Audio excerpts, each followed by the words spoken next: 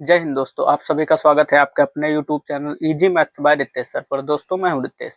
आज हम लोग सीखने वाले हैं अपना जो ज्योमेट्री चल रही थी, ज्योमेट्री यानी ज्यामिति। तो ज्यामिति में आज हम लोग अपना दूसरा लेक्चर करने वाले हैं।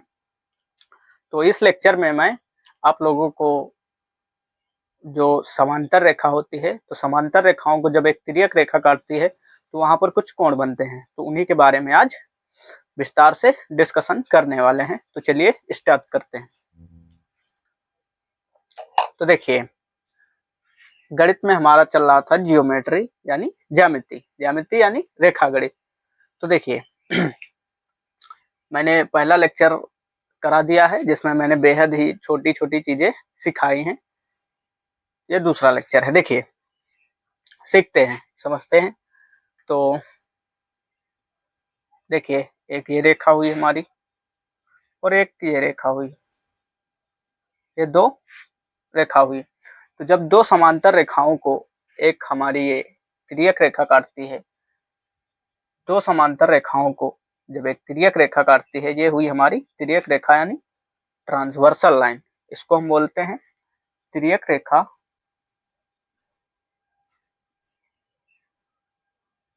तिर्यक रेखा। तो ये हुई हमारी तिर्यक रेखा, इसको हम इंग्लिश में बोलेंगे ट्रांसवर्सल लाइन।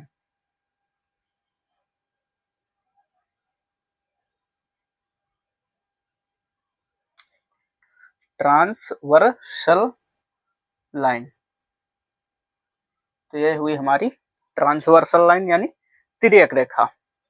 देखिए, जब दो समांतर रेखाओं को एक तिर्यक रेखा काटती है, हम इनको नाम दे देते हैं। मान लीजिए इस रेखा को हमने एल दे दिया, इसको एम दे दिया, और ये जो हमारी तिर्यक रेखा है इसको हम नाम एन दे देते हैं, एन। तो दो समांतर रेखाओं को जब एक तिर्यक रेखा काटती है, समझिएगा, दो समांतर रेखाओं को जब एक तिर्यक रेखा काटती है तो वहां पर कुछ कोण बनते हैं। देखिए यहाँ पर, देखिए यहाँ पर ये कटान बिंदु है, यानी यहाँ पर प्रतिच्छेद किया है, और यहाँ पर भी प्रतिच्छेद किया है। ये वाली जो ट्रांसवर्सल लाइन है यानी तिर्यक रेखा जो है वो समांतर रेखाओं को यहाँ पर काटा है और यहाँ पर काटा है। तो यहाँ पर हमारे कुछ कोण बनेंगे। देखिए ये हमारे हुए कोण, इस बिंदु पर हमारे चार कोण बन रहे हैं, और इस बिंदु पर भी हमारे चार ही कोण बनेंगे। इस साइड भी हमारे चार कोण बनेंगे। तो चार चार टोटल 8 कोण बन रहे हैं। देखिए नाम दे देते हैं सबका अपना अपना। तो देखिए मैं नाम देता हूं 1 2 3 4 5 6 7 8, मैंने इन सभी कोणों का नाम दे दिया। देखिए समझिएगा, नाम देते समय आपको कोई, जैसे मैंने यहाँ से नाम दिया है, आप चाहें तो यहाँ 1 2 3 4, यहाँ चाहे 1 2 3 4, आप जिस भी प्रकार से नाम उनका रखना चाहे रख सकते हैं। नाम लिखने में कोई प्रॉब्लम नहीं। मैंने यहाँ से 1 लिखा, आपका मन चाहे तो आप यहाँ से 1 लिखिए, 1 2 3 4, सबका अपना अपना नाम दीजिएगा। तो अब हम लोग समझते हैं इसमें जो हमारे संगत कोण होते हैं, एकांतर कोण होते हैं, अंतः कोण होते हैं, बाह्य कोण होते हैं, तो उन सारी चीजों को समझते हैं। तो देखिए सबसे पहले तो हम इसमें अंतः कोण और बाह्य कोण समझेंगे। देखिए सबसे पहले हम समझेंगे अंतः कोण, अंतः कोण, इनको हम इंग्लिश में बोल लेंगे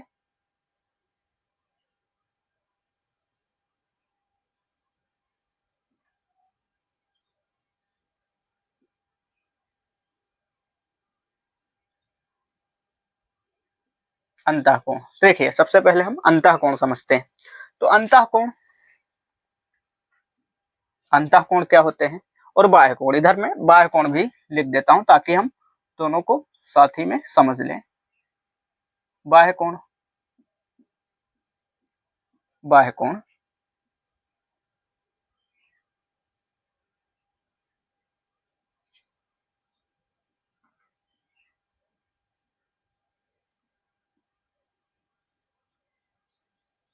इधर ही लिख देता हूं, दिख रहा होगा।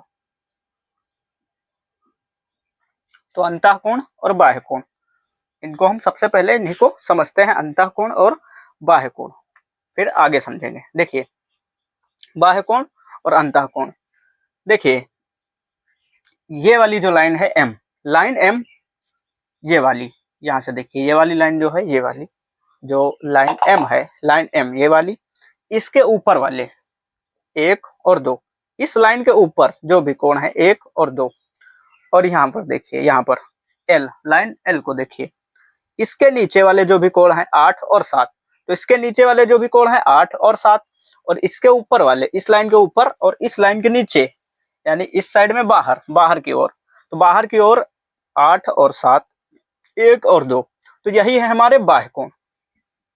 कौन सा बाह्य कोण है, समझते हैं, अंतः कोण और बाह्य कोण।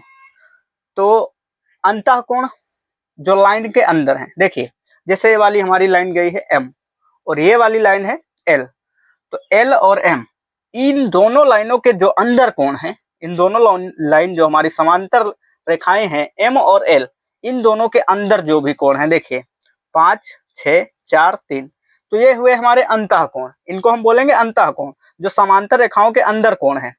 और जो इन रेखाओं के बाहर हैं, देखिए 1, 2, 8, 7, यानी इन दोनों रेखाओं के बाहर हैं, इनको हम बाह्य कोण बोलेंगे। और जो अंदर हैं, अंदर अंदर की साइड में, उनको हम अंतः कोण बोलेंगे। तो देखिए अंतः कोण, तो अंतः कोण हमारे कौन से हुए, 4, 3, 5, 6, तो ये हुए हमारे अंतः कोण, कोण 4,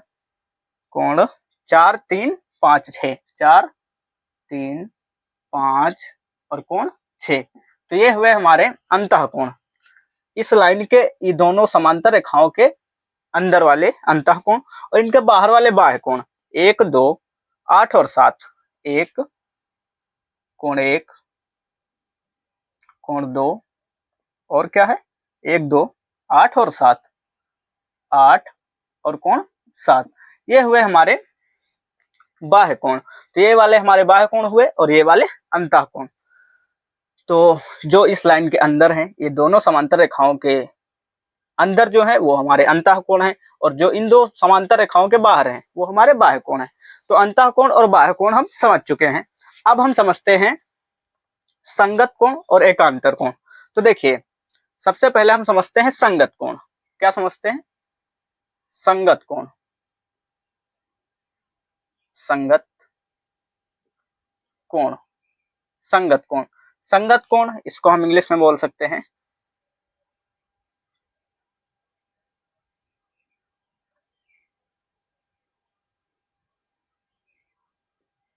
कोरेस्पॉन्डिंग एंगल,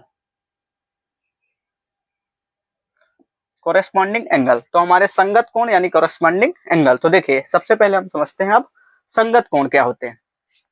संगत कोण देखिएगा, संगत कोण समझते हैं। तो देखिए संगत कोण, देखिए इस लाइन को देखिए, लाइन एम और लाइन एन, इस लाइन के ऊपर, यहां पर देखिएगा इस साइड में, इस लाइन के ऊपर यानी रेखा जो एल है हमारी, इसके ऊपर 6 है, इसके ऊपर 6 है, और यहाँ पर देखिए रेखा एम, एम के ऊपर कौन सा है, इसके ऊपर 6 है और इसके ऊपर 7 है, यानी इस लाइन के ऊपर 6 और इस लाइन के ऊपर 2, मैंने शायद 7 बोल दिया होगा, यहाँ पर 2 है, देखिए इस लाइन के ऊपर 2 और यहाँ पर इस लाइन के ऊपर 6, तो यही हुए हमारे संगत कोण, यानी जहां पर ये वाला है वहीं पर ये वाला होना चाहिए, यानी एक दूसरे के संगत।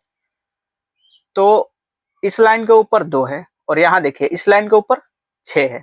उसी प्रकार से इस साइड भी देखिए, इस रेखा के इस साइड देखिए, यहाँ लाइन के ऊपर 5, तो यहाँ भी लाइन के ऊपर ही इसका संगत कोण होगा। तो यहाँ इस लाइन के ऊपर 5, तो इस लाइन के ऊपर 1, यानी कोण 1 और कोण 5 आपस में संगत कोण है, और कोण 2 और कोण 6 आपस में संगत कोण है। इसी प्रकार से देखिएगा इस लाइन के नीचे, इस लाइन के नीचे 4 और यहाँ पर भी लाइन के नीचे, तो यहाँ पर 4 और यहाँ पर 8, ये दोनों संगत कोण हुए। और यहाँ पर देखिए इस साइड में लाइन के नीचे 3 और यहाँ पर लाइन के नीचे 7, तो लाइन 3 और 7 ये दोनों भी आपस में संगत कोण हुए। तो इन्हीं को हम बोलते हैं संगत कोण। तो देखिए इस लाइन के ऊपर 2 है और यहाँ पर लाइन के ऊपर 5 है, तो कोण 2 सॉरी 1 और 5, तो 1 और 5 हमारे हुए संगत कोण। कोण 1 बराबर होगा, यानी कोण 1 बराबर होगा कोण 5 के बराबर, कोण 5 के, यानी संगत कोण आपस में बराबर भी होते हैं, तो इसलिए मैंने यहाँ पर बराबर का चिन्ह लगाया है। तो 1 और 5 संगत कोण हुए। उसी प्रकार से इधर लाइन के ऊपर में 6 है, इधर लाइन के ऊपर में 2 है, तो कोण 2 बराबर कोण 6 होगा और आपस में बराबर होगा संगत कोण होने के कारण। अब देखिए इस लाइन के नीचे 4 और इस लाइन के नीचे 8, तो 4 और 8 आपस में संगत कोण हुए, कोण 4 कोण 8। अब इस साइड देखिएगा, इस लाइन के नीचे में 3, इस लाइन के नीचे में 7, तो कोण 3 बराबर होगा कोण 7 के, और ये आपस में यही हुए हमारे संगत कोण। इन्हीं को हम बोलते हैं संगत कोण। संगत कोण यानी कोरेस्पॉन्डिंग एंगल्स, संगत कोण यानी कोरेस्पॉन्डिंग एंगल्स, और ये आपस में बराबर होते हैं, इसलिए मैंने यहाँ पर देखिए बराबर का साइन लगाया है, ये आपस में बराबर होते हैं। इस लाइन के देखिए एक बार मैं दोबारा समझा देता हूँ। इस लाइन के ऊपर में 2 और यहाँ पर भी लाइन के ऊपर में 6, तो 2 और 6 आपस में संगत कोण हुए, 2 और 6। और फिर देखिए इस लाइन के नीचे 3, तो यहाँ पर लाइन के नीचे 7, तो ये दोनों आपस में संगत कोण हुए। और यहाँ पर देखिए कोण इस लाइन के ऊपर में 1 है और यहाँ पर लाइन के ऊपर में 5 है, तो ये दोनों आपस में संगत कोण हुए। और यहाँ लाइन के नीचे में 4 और फिर यहाँ लाइन के नीचे में 8 है, तो ये दोनों आपस में संगत कोण हुए। तो हम संगत कोण समझ चुके हैं। और संगत कोण आपस में सारे बराबर होते हैं, यानी यदि ये वाला मान लीजिए ये वाला 1, यानी इस लाइन के ऊपर में 1 है तो इस लाइन के ऊपर में 5 है, तो 1 और 5 आपस में संगत कोण हुए, तो ये बराबर भी होंगे। अगर ये 110 डिग्री होगा तो ये भी 110 डिग्री ही होगा, यदि ये 60 डिग्री है तो ये भी 60 डिग्री ही होगा, यानी आपस में बराबर होते हैं। अभी मैं आप लोगों को सिद्ध करके भी बताऊंगा कि कैसे बराबर होते हैं, वो चीज अभी मैं सिद्ध करूंगा। देखिए और समझते हैं आगे कुछ चीजें। तो हमारे संगत कोण हो गए हैं, अंतः कोण हो गए हैं, बाह्य कोण हो गए हैं। अब मैं इनको एक बार मिटा देता हूं, फिर हम समझते हैं एकांतर कोण। तो इसको मैं मिटा रहा हूं, इसको, फिर हम समझते हैं एकांतर कोण किसको बोलते हैं।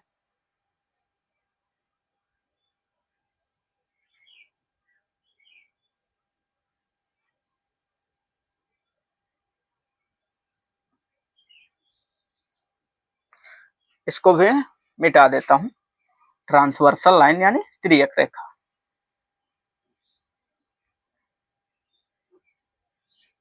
अब हम समझते हैं संगत कोण, यानी संगत कोण किसको, सॉरी संगत तो हम समझ चुके हैं, एकांतर कोण। देखिए अब हम समझते हैं एकांतर कोण। एकांतर कोण, इसको हम इंग्लिश में बोलेंगे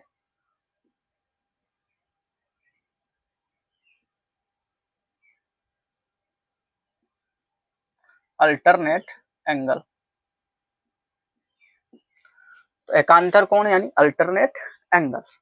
अब हम लोग समझते हैं एकांतर कोण। तो देखिए समझिएगा, ये जो लाइन है हमारी तिर्यक रेखा, ये वाली, ये जो लाइन है ट्रांसवर्सल लाइन यानी तिर्यक रेखा, ये जो लाइन है समझिएगा, ये लाइन आई है तिर्यक रेखा, और ये जो कोण हुआ हमारा कोण 5, देखिएगा कोण 5 और कोण 3, इसमें आपस में कोई रिलेशन है। कोण 3 और कोण 5, इनमें आपस में रिलेशन ये है कि इन दोनों में एक लाइन का अंतर है। क्या है? एक लाइन का। ये जो एक लाइन आई है ये वाली एन त्रियक रेखा, इसी का अंतर है 3 और 5, ये दोनों 3 और 5 में। और उसी प्रकार इधर देखिए 4 और 6 में, इधर 6 और इधर हमारा 4 बन रहा है, तो 4 और 6 और इधर 3 और 5, यही है जो है एकांतर कोण।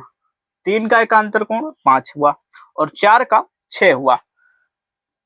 4 6 3 और 5, 3 का एकांतर कोण 5 और 4 का 6, ये हुए एकांतर कोण। देखिए इन्हीं को हम बोलते हैं कोण 4 और कोण 6। कोण 4 और आपस में ये बराबर भी होते हैं, यानी एकांतर कोण भी आपस में बराबर होते हैं। तो कोण 4 और कोण 6 एकांतर कोण है और आपस में बराबर भी हैं। कोण 3 और कोण 5 उसी प्रकार से कोण 3 बराबर कोण 5, ये भी आपस में एकांतर कोण है और बराबर भी हैं। तो ये हुए हमारे एकांतर कोण। कोण 4 बराबर कोण 6, यानी आपस में बराबर भी होंगे, अभी मैं सिद्ध करके भी बताऊंगा। कोण 3 बराबर कोण 5।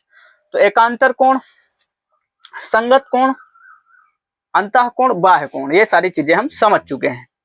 अब कुछ चीजें और हैं जो हम समझते हैं। देखिए बाह्य कोण, अंतः कोण, समझ चुके हैं, संगत कोण, एकांतर कोण समझ चुके हैं। अब समझते हैं कुछ चीजें और होती हैं। देखिए ये जो कोण है कोण 3 और ये जो हुआ कोण 6, कोण 3 और कोण 6 ये हुए एक ही तरफ के अंतः कोण, एक ही तरफ के अंतः कोण यानी तिर्यक रेखा के एक ही साइड के अंतः कोण हुए। देखिए ये तिर्यक रेखा है तो इसके एक ही साइड यानी इधर राइट साइड के, तो एक ही साइड के अंतः कोण हुए। समझिएगा, तिर्यक रेखा के एक ही ओर के अंतः कोण हुए यानी अंदर है तो अंतः कोण हुए। तो ये वाला जो कोण होगा कोण 3 और कोण 6 इनका जो योग होगा, इनका योग होगा 180, इनका योग 180 होगा यानी एक ही तरफ के अंतः कोणों का योग 180 होता है। सीधी सी बात ये है, यानी कोण 3 और कोण 6 इनका योग 180 होगा। उसी प्रकार से जो एक ही तरफ के बाह्य कोण होंगे जैसे ये वाला 2 और ये 7 इनका भी आपस में योग 180 होगा यानी तिर्यक रेखा के एक ही ओर के अंतः कोणों का योग भी 180 डिग्री होता है और एक ही तरफ यानी एक ही ओर के बाह्य कोणों का भी योग 180 डिग्री होता है। उसी प्रकार से इस साइड भी होगा, यानी इधर हुआ है तो इधर भी होगा, यानी इधर जैसे बाह्य कोण एक ही ओर के बाह्य कोण 1 हुआ और ये 8 हुआ तो इसका भी योग 1 और 8 का योग भी 180 डिग्री ही होगा। और उसी प्रकार से अंतः कोण यानी दोनों अंतः कोणों का योग भी 180 डिग्री ही होगा। तो ये इसमें मेन बातें थी। अभी मैं सिद्ध करके भी बताऊंगा कि कैसे होती हैं सारी चीजें। तो अब हम सारी चीजें समझ चुके हैं, एकांतर कोण भी समझ चुके हैं, संगत कोण भी समझ चुके हैं। अब मैं सारी चीजें सिद्ध करके बताता हूं। और देखिए एक चीज और इसमें समझ लीजिए, ये जो कोण हुआ कोण 2 और कोण 4 इसको हम आपस में शीर्षाभिमुख कोण बोलते हैं, इसको हम बोलते हैं शीर्षाभिमुख कोण, शीर्षाभिमुख शीर्षाभिमुख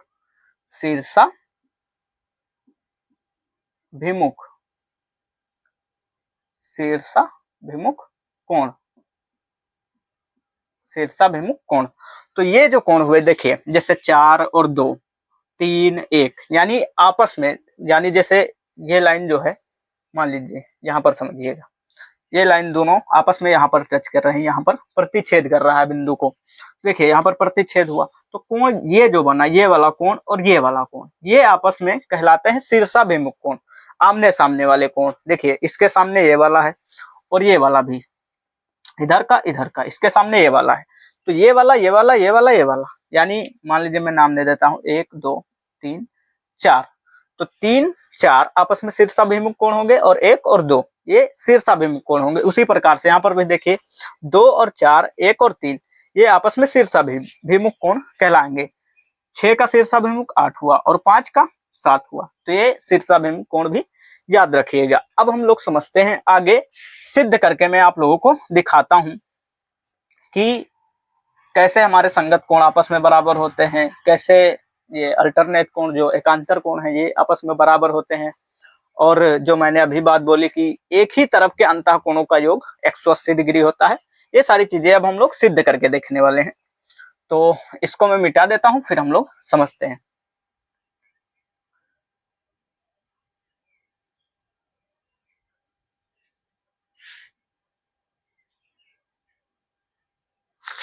देखिए समझिएगा, अब यहाँ पर मैंने इन कोणों का नाम दिया है, अब यहाँ पर मैं इनको हटा देता हूँ, थोड़ा सा इनका नाम हटा दे रहा हूँ, फिर समझिएगा। आप लोग इतना तो समझ ही गए हैं कि कौन से एकांतर कोण है, कौन से अंतः कोण है, कौन से बाह्य कोण है और कौन से संगत कोण है, ये सारी चीजें आप लोग समझ चुके हैं। तो आगे समझते हैं, सिद्ध करते हैं। देखिए मान लीजिए मैंने ऐसे ही, एक बात और समझ लीजिए, यहाँ पर समझिएगा, ये जैसे एक मैंने सीधी लाइन खींच दिया, तो इस सीधी जो लाइन होती है इस पर हमारा कोण होता है 180 डिग्री का। कितने का? इस पर हमारा कोण होता है 180 डिग्री, जिसको हम रेजू कोण भी बोलते हैं, यानी स्ट्रेट एंगल इसको हम बोलते हैं, स्ट्रेट एंगल यानी रेजू कोण। तो रेजू कोण जो होता है वो 180 डिग्री का होता है, यानी ये पूरा 180 डिग्री होगा। तो एक सीधी रेखा पर यानी एक सीधी लाइन पर 180 डिग्री का कोण होता है, तो ये पूरा 180 का होगा। और यदि देखिए इसको मैंने यहाँ से मिला दिया तो देखिए इस पर पूरा 180 डिग्री का कोण था, 180 डिग्री का था। तो यदि मैंने इसको दो भागों में बांट दिया तो कुछ कोण इधर हो गया होगा, ये वाला देखिए, कुछ कोण इधर हुआ होगा और कुछ ये वाला हुआ, ये वाला इधर वाला। तो यानी ये दोनों मिलाकर 180 होगा अभी, क्योंकि पूरा 180 था। तो यानी अगर इधर मान लीजिए 120 है तो इधर कितना होगा 60, तभी तो हमारा दोनों मिलाकर 180 होगा, 180 होना चाहिए। यानी इस सीधी लाइन पर 180 का कोण होता है। तो इधर 60 है, इधर 60 है तो हमारा इधर 120 होगा, यदि इधर 60 है तो उधर 120 होगा। यानी दोनों कुल मिलाकर दोनों 180 डिग्री ही होगा। आगे समझते हैं। तो यानी ये जो एक सीधी रेखा होती है उस पर हमारा 180 डिग्री का कोण होता है, उसी का प्रयोग करके हम सिद्ध करेंगे। देखिए मान लीजिए ये कोण मैंने ले लिया ये वाला 120 डिग्री, कितना ले लिया 120, मान लीजिए ऐसे ही 120 मैंने ये वाला 120 ले लिया, तो हमारा ये वाला कोण कितना बचा, ऐसे ही अंदाजा लगाइए, समझिए अंदाजा क्या लगाना है समझना ही है। देखिए इधर का 60 है तो इधर का 120 होगा। तो मैंने यहाँ पर देखिए ये वाली एक सीधी लाइन है, ये वाली एक सीधी लाइन बन रही है या नहीं, ये जो सीधी लाइन है एम, यानी एम रेखा जो है, और ये देखिए यहाँ पर एक सीधी लाइन बन रही। तो इस सीधी लाइन पर ये वाला और ये वाला कोण, ये वाला दोनों मिलाकर 180 डिग्री, दोनों मिलाकर 180 डिग्री होना चाहिए। तो इधर हमारा 120 है तो इधर कितना बचा 60 बचा, 60 बचा ना, यानी इधर 180 है, ओ सॉरी इधर 120 है तो इधर हमारा 60 डिग्री बचेगा, दोनों मिलाकर 180 होगा, क्योंकि एक सीधी लाइन पर 180 का ही कोण होता है। तो इधर हमारा 60 है तो इधर 120, इधर 120 मैंने लिया तो इधर 60 हुआ। अब देखिएगा समझते हैं। अब देखिएगा ये जो लाइन आई है ये भी तो एक सीधी लाइन है, ये जो लाइन है ये भी तो एक सीधी लाइन है। तो देखिए इधर ये वाला और ये वाला, ये दोनों मिलाकर भी 180 होना चाहिए, होना चाहिए कि नहीं, क्योंकि ये वाली लाइन भी एकदम सीधी है, स्ट्रेट लाइन है। तो इधर हमारा 120 है तो ये वाला हमारा कितना होगा 60, क्योंकि हमारा इधर 120 है तो ये वाला 60 हो जाएगा, 120 है तो 60 होगा, तो इधर हमारा 60 हो गया। अब समझिएगा ये वाला देखिए, ये वाला कोण और ये वाला कोण, ये वाला कोण होता है हमारा आपस में बराबर और एकांतर कोण होता है। तो ये वाला 60 है तो ये वाला भी हमारा 60 ही होगा, तो मैं यहाँ पर 60 लिख दे रहा हूं, यानी ये 60 है तो ये वाला भी हमारा 60 होगा। अब समझिएगा तो ये वाली भी जो लाइन है एल, ये वाली जो लाइन है एल, ये वाली, इस पर भी क्या होगा कि 180 डिग्री का ही कोण बनेगा। तो यदि इधर हमारा 60 है ये वाला, तो इधर हमारा कितना बचेगा, इधर 120, ये वाला हमारा ऑटोमेटिक 120 हो जाएगा, क्योंकि यदि इधर 60 है तो इधर हमारा 120 हो जाएगा। अब देखिएगा तो ये वाला हुआ हमारा 120, तो कोण ये और ये भी तो आपस में एक अंतर कोण है, तो ये 120 है तो हमारा ये भी 120 ही होगा, यानी ये भी 120 ही होगा। अब देखिएगा ये जो एक सीधी लाइन बनी है ऊपर 180 बनता है तो इधर 120, इधर 60, इधर भी नीचे भी तो 180 ही बनेगा। तो देखिए इधर 60 है उधर 120 तो हो गया ना 180, यानी ये वाला कोण भी आपस में बराबर आ गया, और 60 यानी एकांतर कोण आपस में बराबर हो चुके हैं। आगे समझते हैं। तो देखिए अगर इस प्रकार से देखें कि यहाँ भी देखिए इधर हमारा 120 है तो ये वाला हमारा 60 होगा या नहीं, इधर 120 तो इधर हमारा 60, क्योंकि ये वाली तो एक सीधी लाइन ही है। तो अगर इधर वाला जो इधर वाला है 60 है तो इधर भी 120 होगा हमारा, क्यों, क्योंकि इस पर भी इधर का भी ये वाला 60 तो ये वाला 120, क्योंकि 180 डिग्री ही एक सीधी लाइन पर बनता है। अब देखिएगा एकांतर कोण हमारे तो बराबर हो रहे हैं, 60 120 तो एकांतर कोण हमारे बराबर हो चुके हैं। अब हम देखते हैं संगत कोण हमारे बराबर हैं या नहीं, संगत कोण समझते हैं। तो देखिए इस लाइन के ऊपर वाला 120 है तो यहाँ भी लाइन के ऊपर में हमारा संगत कोण होगा। तो इस लाइन के ऊपर में कौन सा कोण है 120, यानी इस लाइन के ऊपर 120, इस लाइन के ऊपर 120, तो 120 दोनों समान है यानी बराबर है, तो यानी हमारे संगत कोण भी बराबर है। अब देखिए इस लाइन के नीचे ये वाला, इस लाइन के नीचे ये वाला, ये भी 60 है ये भी 60 है, यानी जो हमारे संगत कोण है बराबर है। 60 60 120 120, इधर भी समझते हैं। इस लाइन के नीचे 120, तो इस लाइन के नीचे भी 120 होना चाहिए, क्योंकि ये दोनों आपस में संगत कोण है। उसी प्रकार से इस लाइन के ऊपर में 60, तो इस लाइन के ऊपर में भी 60 होना चाहिए, 60 60 ही है। तो यानी यहां से हमारा प्रूफ होता है कि संगत कोण, एकांतर कोण, और एक चीज और देख लीजिए, शीर्षाभिमुख कोण भी आपस में बराबर होते हैं। देखिए इसका शीर्षाभिमुख कोण हुआ ये आमने सामने वाला, तो ये 120, ये 120, ये 60, ये 60, 120 120 60 60, यानी शीर्षाभिमुख कोण भी आपस में बराबर हो गए। तो शीर्षाभिमुख कोण, जिनको हम इंग्लिश में बोलते हैं वर्टिकली अपोजिट एंगल, तो ये वाले भी हमारे आपस में बराबर होते हैं। तो शीर्षाभिमुख कोण, एकांतर कोण और संगत कोण, ये हमारे आपस में बराबर होते हैं।